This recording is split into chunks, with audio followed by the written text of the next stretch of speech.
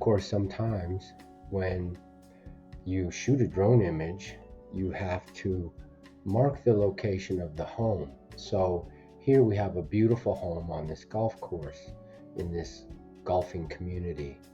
And here is the actual home right here. So we want to mark that so that clients can see where that home is. So we'll put a pointer on the home and we'll size it and we'll bring it in so that it's easy to see from a distance. And then we can move that pointer, put it over the property, and then when we zoom out, we can now locate the home within the image. And even if we shrink the image a little bit, it's still going to show up. So one of the services that we provide is marking a property once we've shot a drone image so that it's easier to locate. Look at this home. It's right here by this park. Man, it's awesome.